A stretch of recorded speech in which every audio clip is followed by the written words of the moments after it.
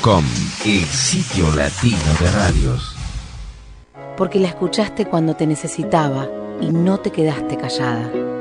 Porque llamaste y denunciaste. Porque llamaste y pediste ayuda. Porque te animaste y dijiste basta. Todos somos parte de la solución. Línea 144. Contención, información y asesoramiento para la prevención de la violencia de género. Ley 26.485 de Protección Integral contra la Violencia hacia las Mujeres. Presidencia de la Nación. Con muy poco, podés hacer feliz a un chico. Doná tus tapitas al Garrahan. Si querés colaborar con nosotros y no sabés cómo hacerlo, ingresa ahora en www.vaporlospibes.com.ar. Conocé el lugar más cercano donde llevar tus tapitas.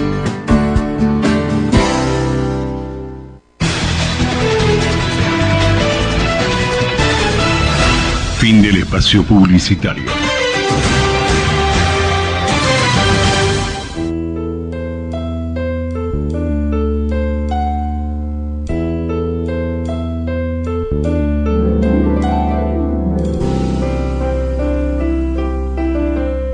Comenzamos a transitar juntos esta hora de radio para celebrar la vida, el respeto por los derechos humanos y las bellas utopías de ayer, de hoy y de siempre. Generación abierta en radio. Letras, arte, educación, tu programa de cultura. Idea, producción general y conducción, Luis Raúl Calvo y Nora Patricia Nardo, con la participación especial de Adriana Gaspar, porque compartir los sueños es algo digno para celebrar. Sumate a nosotros en la AM 1010.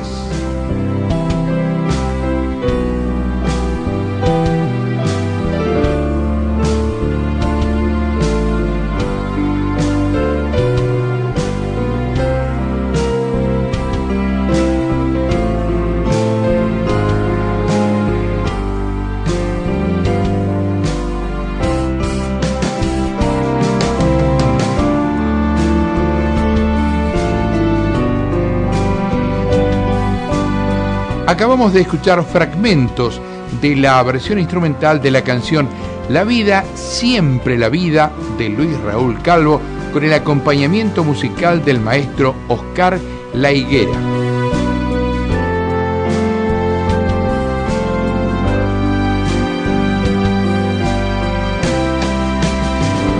Hola, ¿qué tal? Buenas noches. Nos reencontramos nuevamente acá en la M1010 Onda Latina con Generación Abierta en Radio. Juntos vamos a compartir una hora con literatura, arte, educación, también entrevistas en vivo. Si querés comunicarte con nosotros puedes hacerlo llamando al 4372-2841 o al 4372-3061. También por correo electrónico a generacionabierta@hotmail.com. ¿Qué tal, Nora? Buenas noches. Buenas noches a todos nuestros oyentes, acá nuevamente en Onda Latina. Te costó llegar, Nora, ¿eh? Llegaste ahí con los galgos.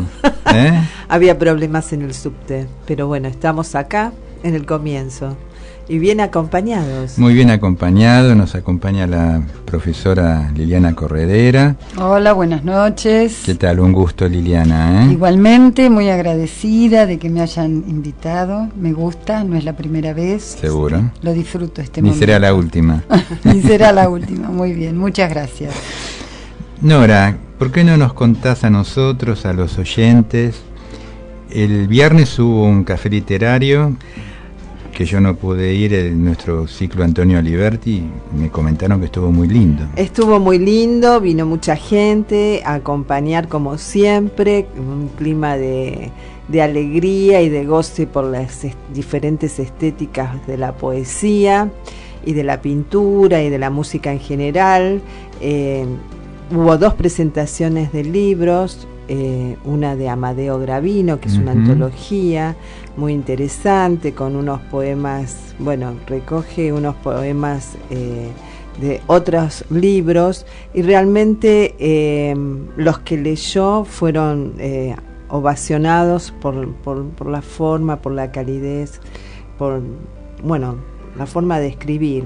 Se lo presentó el libro Dalter. Eduardo Dalter. Así es.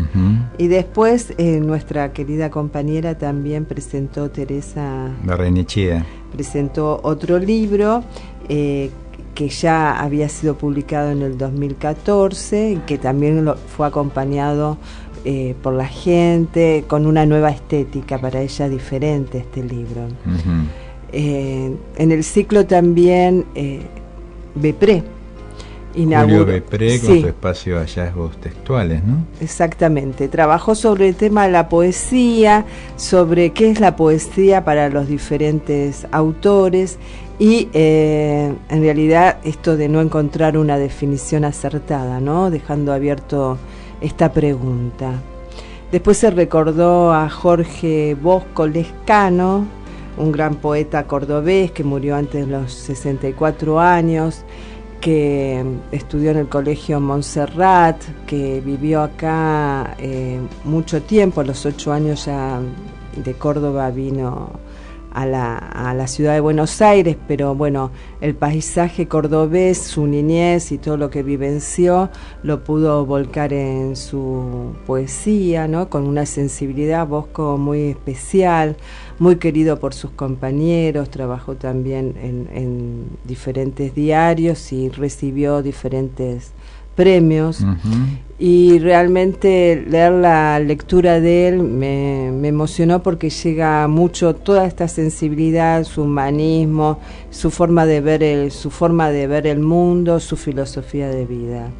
Así que fue un gusto recordarlo. Así que bueno, fue una noche completita. Sí, acá estuvo también Liliana acompañando, como también 2 oyentes que nos escucharon la vez pasada. Ajá. Y que concurrieron al café. Muy bueno eso. Así que una alegría saber que nuestros oyentes se acercan. Claro, porque es bueno recordar que este ciclo de arte y poesía que hacemos los primeros y terceros viernes en el Café Montserrat, en San José 524, es un espacio abierto a la gente, con entrada libre, y lo único, tomarse un cafecito. La única consigna, 19 ¿no? pesos, digo. Claro, sí, a precios realmente populares, ¿no?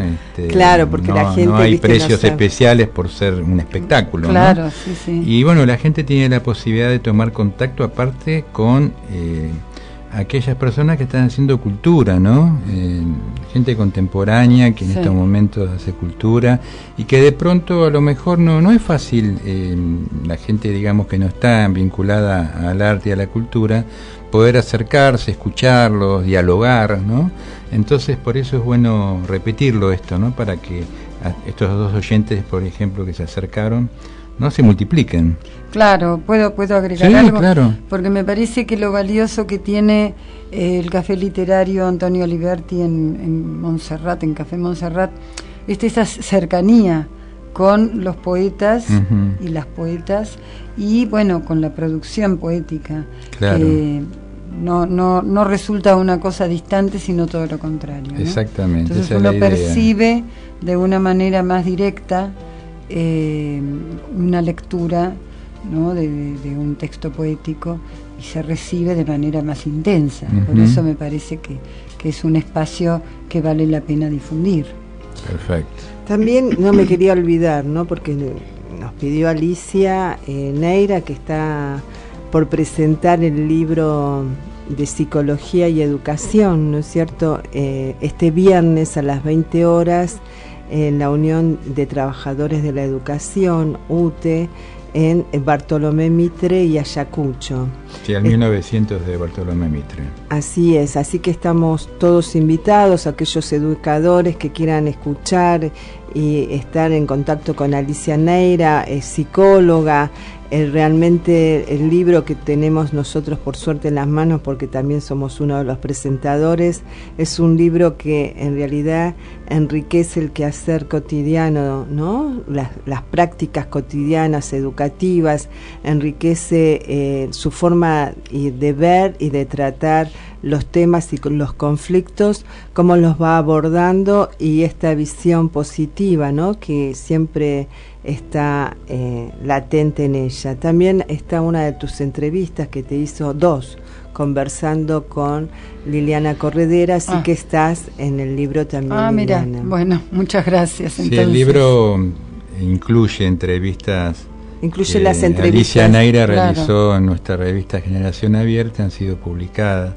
Y sí, coincido con vos, ¿no? Es un libro realmente muy interesante, porque, por un lado, toca las problemáticas actuales y las toca yendo un poco para atrás, ¿no? Porque, claro, nada es casualidad.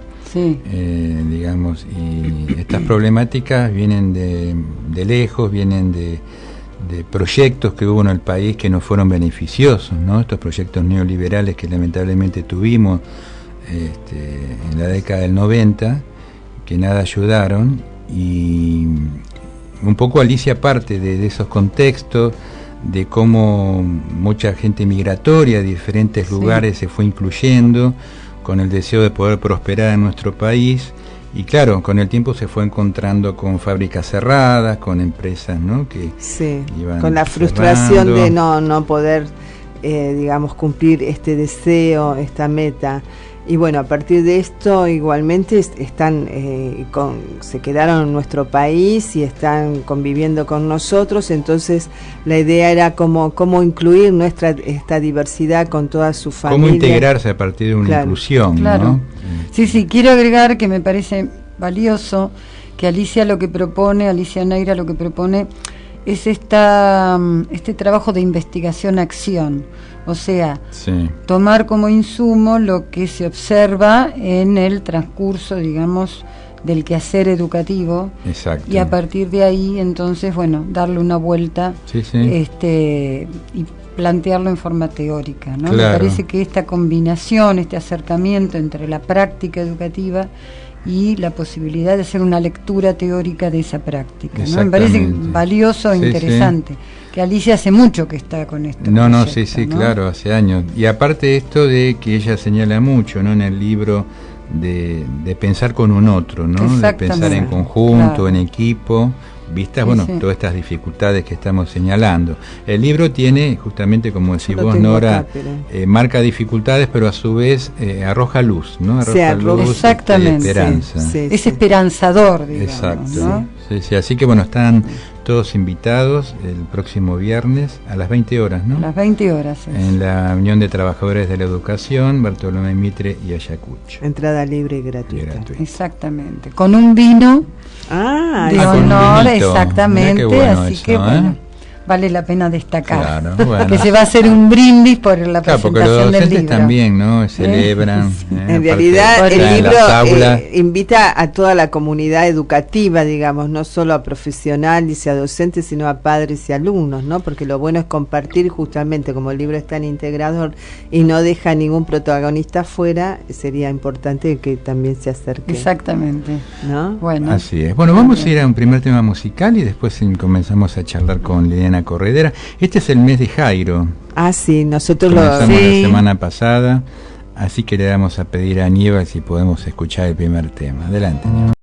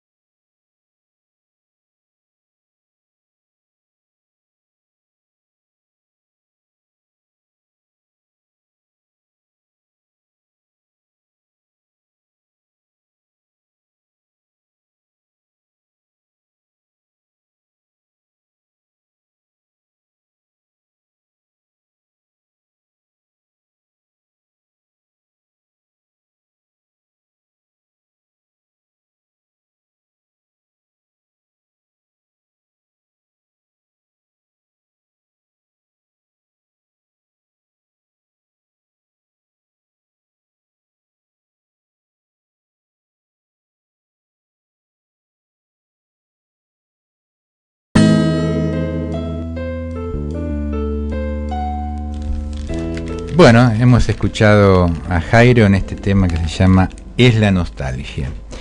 Y bueno, vamos a conversar un poquito con Liliana Corredera. Liliana, tenés un material poético que todavía no ha sido editado, ¿no es cierto?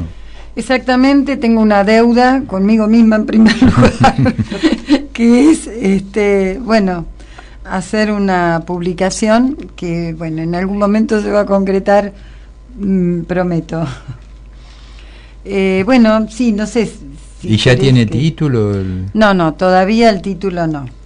He estado ensayando algún título, pero es difícil. Es bueno ponerle un título, ¿sabes por qué? Porque cuando uno le pone un título, ya está decidido a publicarlo. Sí, debe ser por eso que todavía no tengo título. Claro, por eso te estoy incitando a que le pongas un título. Ya sé. Esto tiene que ver con el juicio crítico de los demás, viste que en general una obra cuesta presentarla también, porque bueno, uno se desprende de la obra y ya no es de uno, los poemas pasan a ser de otros, y por el otro lugar es que, bueno, también está la mirada crítica del otro. Más que la mirada crítica, me parece que hay como una especie de pudor. Como nunca he publicado, sí he leído en algunos espacios, incluso. Sí, has estado taller, en un café Antonio literario. Oliverti también leyendo. Siempre, digamos, un público pequeño. Esto de poner todo, de plasmarlo y de, digamos, congelarlo en un texto y largarlo a que circule, yo creo que me produce un poco de pudor y tengo que, bueno, como que elaborarlo y animarme a hacerlo, ¿no? Porque hace muchos años que escribo y me parece que lógicamente no tiene sentido retener una producción en el ámbito tan, digamos, exclusivo, individual. Creo que la poesía es para comunicar y para... Debe circular la poesía, Debe ¿no? circular, hacérsela llegar a otros y a otras, y en teoría me convenzo con eso, pero... Eso de congelar me quedó ahí picando, porque en realidad no queda congelado, justamente está congelado en este momento, y me parece que se va, cuando uno publica, el libro pasa a una biblioteca, pasa de una mano en otra, ¿no? Se lo recomienda, se busca alguna frase, no queda congelado. Perdón, mensaje, ¿sabes quién? No. Desde España. ¿Desde España? Paco ¡Qué bueno! Pepe Díaz Alejo dice, bueno, Luis, dice, los estoy viendo en AM 1010. Bueno, qué muy suerte. bien, un saludo a Paco. Un abrazo, Paco, y mucha suerte allá en España. Claro. Bueno, qué alegría, ¿no? Qué alegría. Bueno, a ver, vamos a así que, bueno, escuchar algunos poemas. Voy a leer un poema que se llama Subversiva. Vuelco sin querer el agua, desacierto el número y la letra, desaprendo frágil el humor de las reglas. Por ahí dicen que pregunto subversiva y discuto de pobrezas. Manoseo en la memoria las cifras cotidianas, insolentes, las empinadas cuentas de los días fallados. Y queda la vergüenza de no ser más la que el otro pide. No me busquen, desoriento el camino para no perderme, y en ensayo del vértigo volveré a mis ancestros a reclamar cordura. El poema transmite sensaciones, pero también un pensamiento, ¿no, Liliana? A ver, un pensamiento, sí. No ser más la otra que los otros piden, ¿no? Claro. Interesante. Sí. Y cómo de alguna manera, uno vive aprendiendo todos los días, y muchas veces los aprendizajes formales son relativos, ¿no? A la hora de alguien que ha vivido mucho, uno puede decir esto, que los aprendizajes formales a veces, digamos, no llegan a resolver cuestiones de la vida cotidiana, claro, o digamos insatisfacciones o conflictos, y entonces ahí se arma como un tema de tensión, ¿no? Entre los por eso acá hay un verso que está puesto, desacierto el número y la letra, como que bueno, Claro. son aprendizajes formales. Está bueno eso, Sí, ¿no? sí. Y bueno, cómo la profesión de uno inconscientemente se arraiga, ¿no?, en el poema. Claro, creo que Que es cierto, claro. alguien que estuvo ligado al ámbito educativo y que conoce lo que es el aprendizaje formal y las ventajas que tiene y lo bueno y lo productivo, pero también es cierto que hay otro aprendizaje mucho más visceral, si se quiere, más, no sé, espontáneo, ¿no?, que ligado a lo que se dice cuando uno habla de la escuela de la calle, por ejemplo, Claro. ¿no?, donde es un aprendizaje que uno realiza por circuitos no convencionales, y que es muy valioso y donde, bueno, uno aprende cosas que les van sirviendo para seguir caminando, ¿no? Claro, claro. Sirven para hacer experiencia, ¿no? Exactamente. A ver otro poema. Este es un poco más nostálgico. A ver. Se llama Infancia. En busca de quién soy, bailarina, equilibrista, de inviernos servidos en el mantel de una plaza y el avión colgando de la soga de la ropa vieja. Desenvuelvo los atónitos regalos y madres y hermanos y padres y la miel sobre el pan y la madera. Voluptuoso el dedal oxidado me alcanza en otro mediodía y declara sin palabras lo profético materno. Hablaré en conjuro con mis muñecas descaradas, resistiendo en laberintos, y volveré a la risa, al abrazo del abuelo, en las deshoras que aún encuentre. La infancia, ¿no? El peso, los Exactamente. afectos. Claro. Y apresar de alguna manera en el poema esos instantes que han quedado en el recuerdo, como el vínculo con mi abuelo o momentos, ¿no? El poema permite, ¿no?, volver a traer Claro. al presente ese vínculo, esos momentos, ¿no?, de ternura, Claro. de La de miel, afecto. ¿no? A mí mi mamá me daba pan con miel y entonces la miel aparece como un elemento muy presente en mi memoria, ¿no? Claro. Este es un libro que se está gestando con poemas actuales, con Y son los poemas que he ido haciendo y pulido a lo largo del tiempo. a lo largo del tiempo. Sí, trataré ¿Qué de ponerlos significa- mejor. ¿Qué significa pulir un poema? Quizá un poco lo que, a ver, comentaban ahorita hace un rato, que decía que le había impactado la palabra congelado. Y me parece que justamente ese es un conflicto que aparece cuando uno piensa en publicar, que algo se detiene, porque en algún momento hay que dejar de pulir y de corregir. Y entonces uno Claro. toma la decisión de que el poema ya está.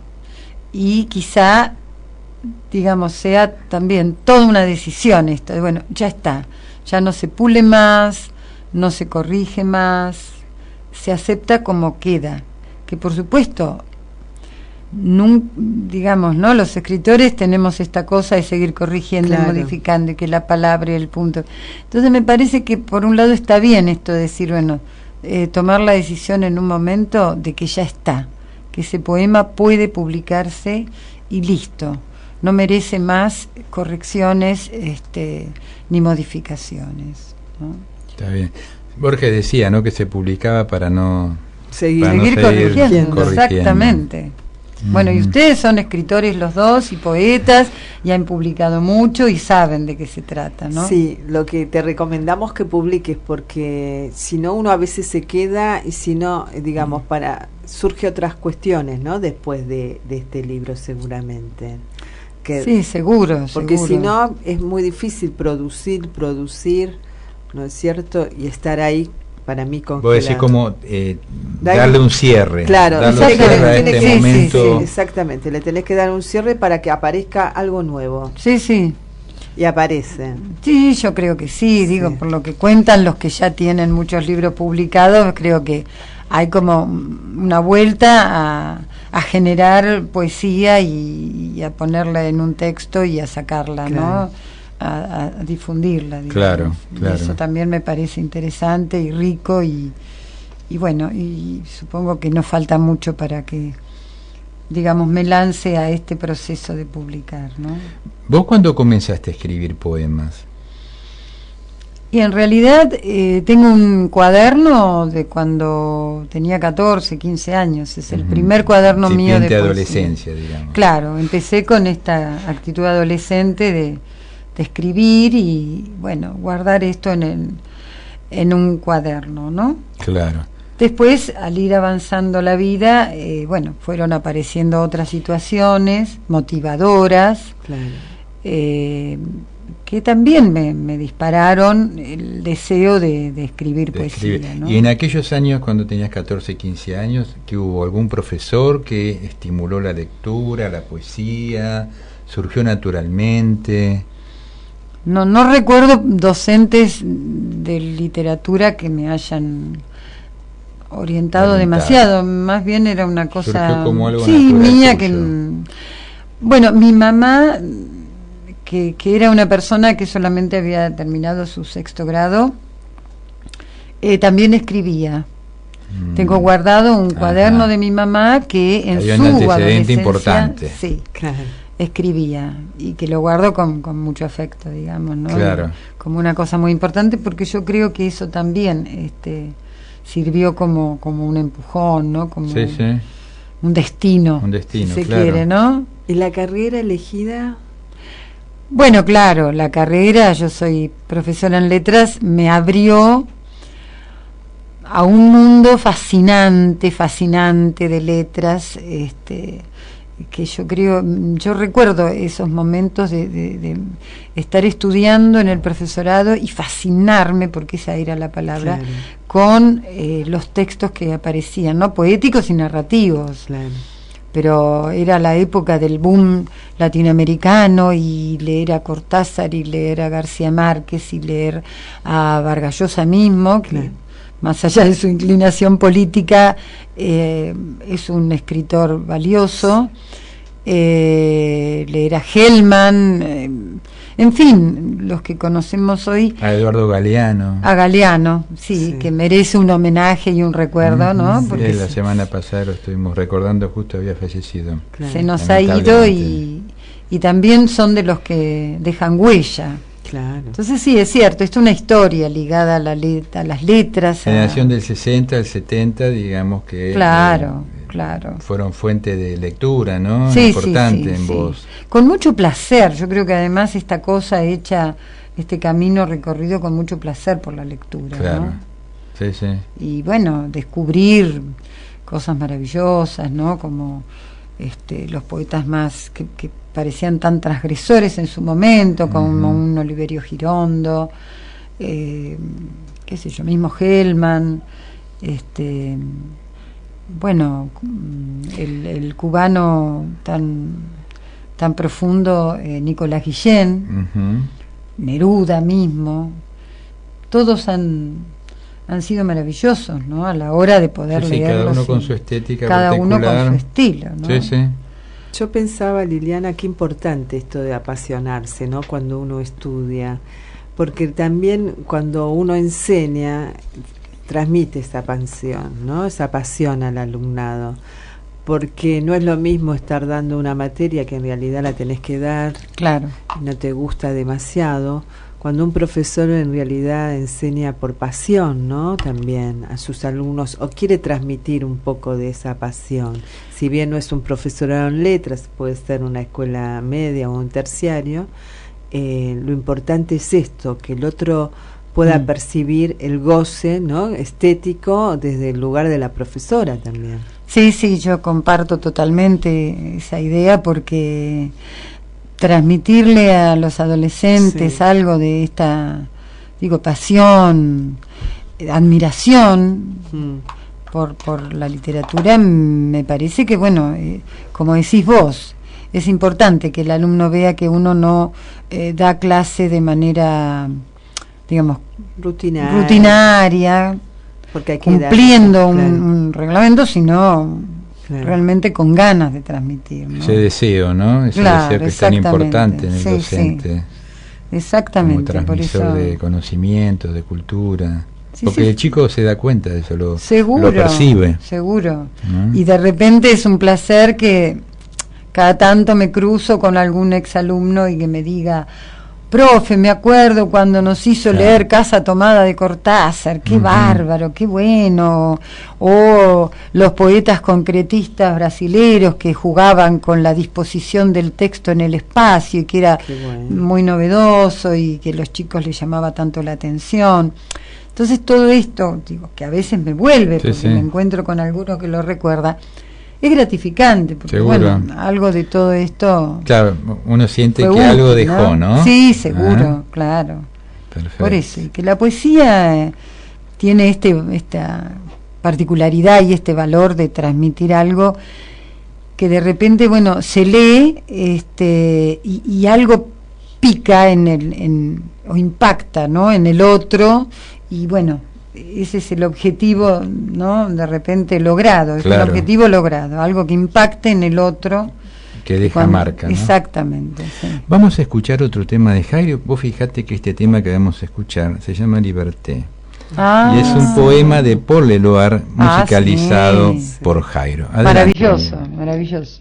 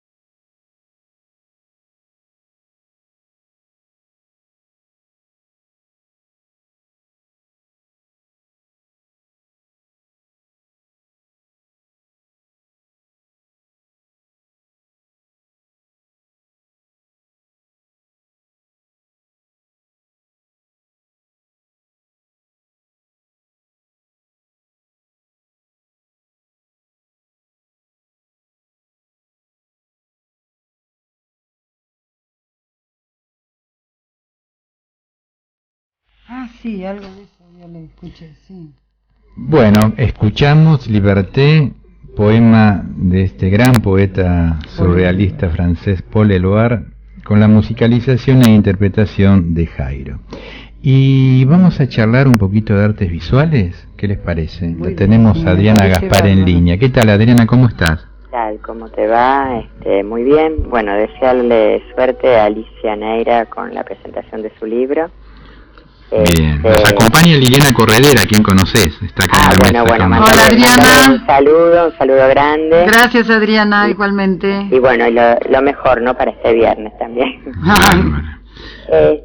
Bueno, un poco para ponernos en clima con los oyentes, vamos a empezar como de principio del siglo, de las primeras vanguardias en la Argentina, ¿no? Entonces vamos a hablar tan importantes. Claro, vamos a hablar de Petoruti, de Emilio Petoruti, ¿no? Qué artista. Que es uno de nuestros clásicos, de nuestros fundadores del modernismo en la Argentina. Para ubicar a los oyentes en la época, nace en 1892 en la ciudad de La Plata. Pero de muy joven viene a Buenos Aires y toma contacto con los grandes maestros como Alarro, Fader. Gracias a una beca que él obtiene, puede viajar a Italia, sobre todo Florencia, Milán, Roma, y permanece allí bastante tiempo en cada uno de estos lugares. Y ubiquémonos un poquito el tiempo, 1913, Italia estaba atravesada por lo que era toda la revolución del futurismo. Y la Primera Guerra Mundial que se venía encima. La Primera Guerra Mundial que se venía encima, pero sobre todo un movimiento como el futurismo, que ellos decían como que había que empezar todo de nuevo, había que tirar abajo toda la historia de la cultura italiana, toda la historia de la cultura, para volver a construir a partir de construir para volver a construir. Entonces digamos que es muy importante todo esto, ¿no? En su obra, o sea, es muy trascendental para todas las fuerzas en su obra. Estamos hablando de artistas como Giacomo Balla, Carlos Carrà, Umberto Boccioni, Severini, artistas que fueron los fundadores de este movimiento, ¿no? Sí, sí, sí. Yo cuento un poquito esto y me alejo un poquito de Petoruti para ubicarnos en tiempo y espacio, ¿no? A ver. ¿Por qué? Porque ¿qué quería decir el futurismo? Un poco era captar también el movimiento, ¿no? Captar ese perfil de un movimiento permanente, de un devenir permanente, ¿no? Y conceptualizarlo por medio de la estética, ¿no? Un arte nuevo, la máquina que venía y sus características hablaban mucho de la deshumanización. En realidad fue toda una revolución muy particular, muy social, muy comprometida, muy existencial, ¿no? O sea, uno quizás está acostumbrado a ver las pinturas futuristas y a veces cuando uno no ve una imagen figurativa muy fuerte que nos toque, piensa que son movimientos o vanguardias quizás que no van tan a lo profundo, y fue una vanguardia realmente, una de las vanguardias artísticas denominada así por Peter Bruegel, muy muy profunda. Y todo esto influye mucho en la obra de Petoruti, que además de viajar por los distintos lugares de Italia, viaja por distintos lugares de Europa, incluso hace una muestra muy grande en Berlín, pero algo también muy importante y trascendente para su obra es el contacto que toma en París con Juan Gris, con la obra de Juan Gris. No nos olvidemos que Juan Gris fue uno de los fundadores, juntos con Braque y con Picasso, de el movimiento cubista. Bueno, por eso siempre cuando se habla de Petoruti, se habla de que Petoruti en 1924 en la Galería Wickham introduce acá la obra cubista. Pero en realidad su obra es una obra que tiene muchas de las características del cubismo, sí, fundamental, pero también tiene mucha cuestión y mucha de esa cosa de la conceptualización también del futurismo, porque él vivió atravesado por esta corriente en Italia. Entonces esto es innegable. También la temática, esos arlequines que tienen que ver incluso con los arlequines que aparecían en la Divina Comedia italiana. O sea, Italia influyó muchísimo en la obra de Emilio Petoruti, pero es como que se nutre de todo eso para después llegar a lo que es el cubismo en su contacto con Juan Gris, y es un poco lo que él trae o lo que se trasluce acá en la Argentina, que provoca una gran revolución, porque bueno, nosotros no estábamos acostumbrados. Es bastante acá, criticado, ¿no es cierto? Muy criticado por el público habitué, ¿no? Claro, por el público habitué de las galerías, por los críticos, por los pensadores. ¿Por qué? Porque estábamos acostumbradas a la pintura más costumbrista, claro, sí. O sea, una pintura de paisaje. No estábamos acostumbrados a estas vanguardias, como luego, más tarde, fue muy criticado el arte concreto invención, en la década del 40, porque fueron las primeras vanguardias que atravesaron la cultura en la Argentina. Claro, con muchos quiebres, ¿no? Con mucha ruptura. Sí, muy innovador. Muy innovador, y sobre todo cuando empieza a aparecer una imagen en la que el público no reconoce a una simple mirada al pararse una figura como tal, ¿no es cierto? Empieza a ver que hay arlequines, pero detrás de esos arlequines, ¿qué hay? Cuando fue la pintura concreta, la pintura geométrica, ¿qué había? ¿Qué se transmitía? ¿Cuál era el concepto que había detrás de todo esto? Esto es lo que siempre un poco como torturó la mente de mucha gente de la cultura, de habitués de galerías de arte, ¿no? Por eso también tanta revolución cuando aparece con toda esta muestra en la Galería Quimbo en 1924, Petoruti acá en la ciudad de Buenos Aires, ¿no es cierto? Sí. Eran tiempos en los cuales había, ¿no? Muchas confrontaciones. Cuando estábamos hablando de esto me acordaba de las famosas disputas también entre Lugones con Borges, el movimiento martinfierrista, ¿no? Sí. O sea, como que era muy común esto, ¿no? De confrontar así fuerte, ¿no, Adriana? Creo que esta escena no es una escena puntual, sino es una escena que pertenece al contexto cultural y se daba tanto en la literatura, en la música, como en las artes visuales. Además fueron las primeras vanguardias en cualquier disciplina artística, y las primeras vanguardias son las que un poco pagan ese derecho de piso, porque después quedó allanado el camino para explorar nuevos territorios, que los artistas que vinieron más tarde exploraron y trabajaron otras vanguardias, y bueno, y también fueron criticados en su momento cuando aparece el informalismo, década del 50, también fue muy criticado porque no estaba compuesto solo por lo que es la pintura en sí, sino porque había materiales extrapictóricos, por ejemplo. Claro. Entonces, siempre cada vanguardia, cuando se instala algo nuevo, cuando irrumpe algo a lo que no estábamos acostumbrados, aparece la crítica. Pero bueno, la figura de Petoruti ha sido importantísima y es importantísima para la historia del arte argentino. Además ha sido reconocido internacionalmente. Fue funcionario durante muchos años, así que ha dedicado no solo a su labor artística como... Claro, fue gestor cultural también. Claro, fue un gestor cultural porque fue el director del Museo Provincial de La Plata durante casi 17 años. Claro, y yo creo que su obra fue fundamental para los artistas que continuaron luego.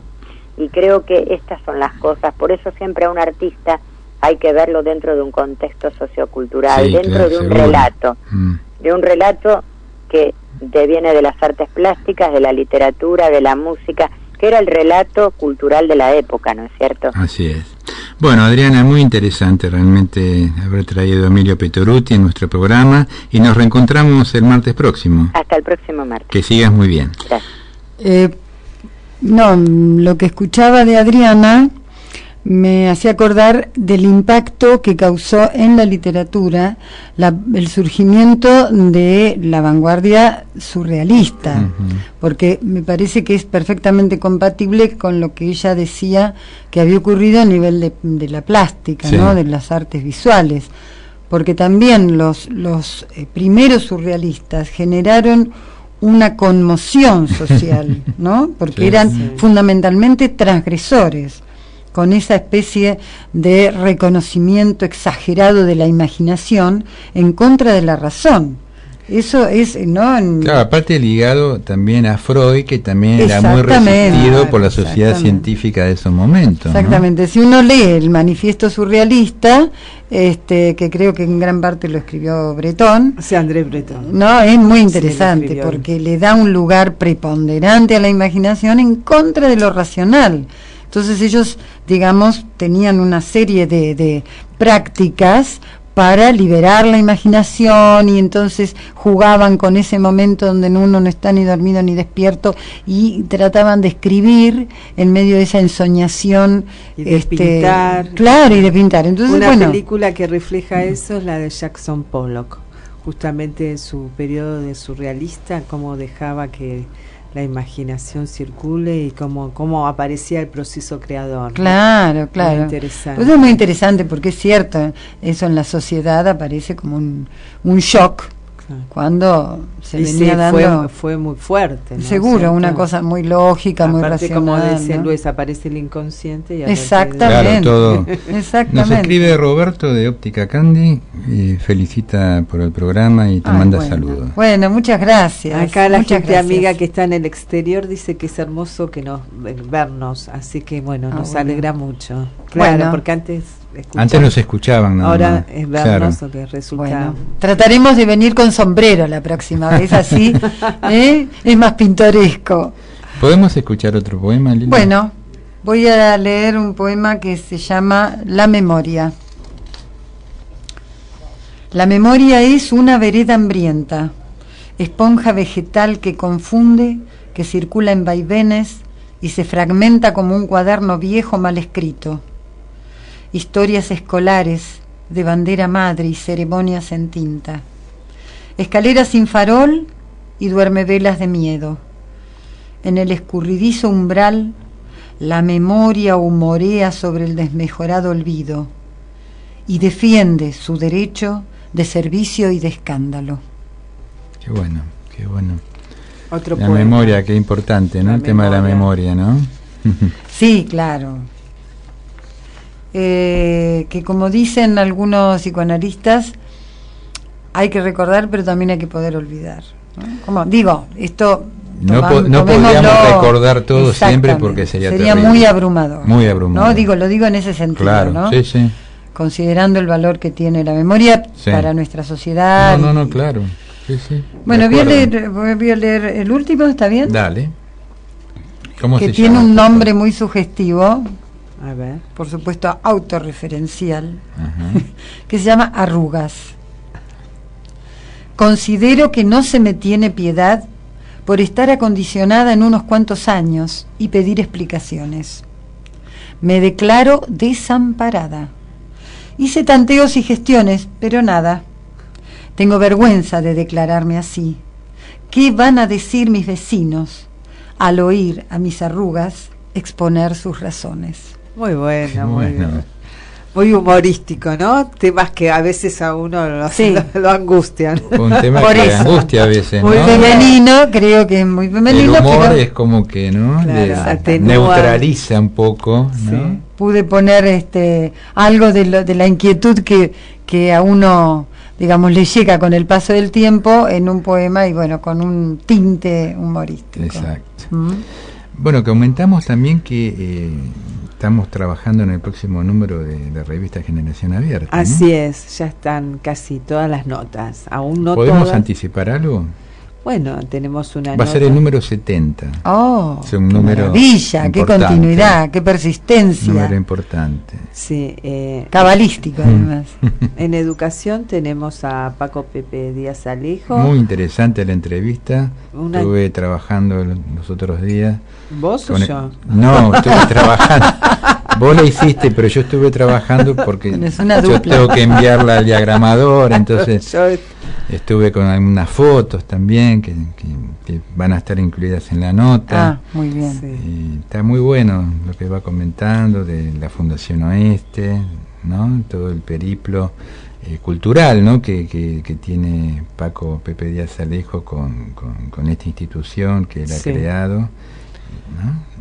¿Qué más? Eso, Tenemos una nota muy interesante de Germán Cáceres. Ah, excelente la nota de Germán Cáceres, que habla sobre las historietas y en realidad sobre los personajes y cómo fueron surgiendo, y le da vida y la importancia de trabajar las historietas, ¿no? En la escuela, ¿no? Está muy bien. Como forma de esto de la imaginación que en realidad, viste, se va perdiendo, y a partir de la historia y estas imágenes de estos personajes, como uno iba identificándose o odiándolos, ¿no?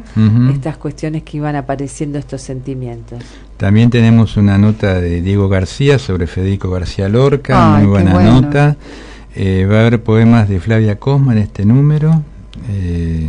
Qué bien, y bueno, entre otras cosas, digamos, ¿no? Entre otras cosas, sí, excelente poeta. Así que bueno, ese va a ser el próximo número de la revista, que saldrá para fines de mayo, calculamos. Sí. Y nos tenemos que ir.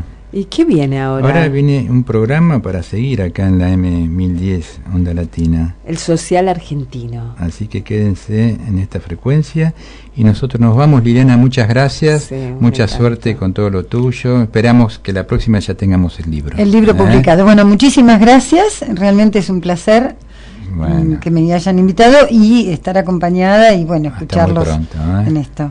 Gracias. Bueno, nos despedimos hasta el próximo martes. Le agradecemos a Aníbal, nuestro operador, y nos vamos recordando que compartir los sueños es algo digno para celebrar. Hasta el próximo martes.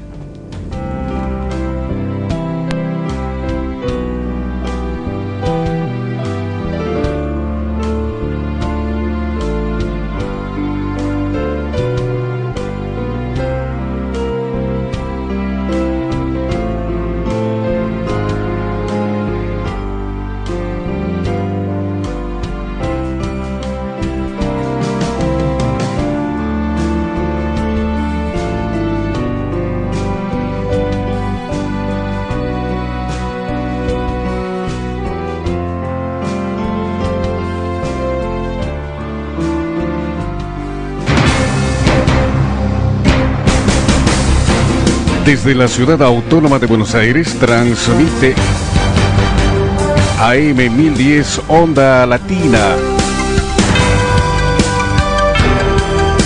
Sonido e imagen hacia los 4 puntos cardinales del planeta Tierra.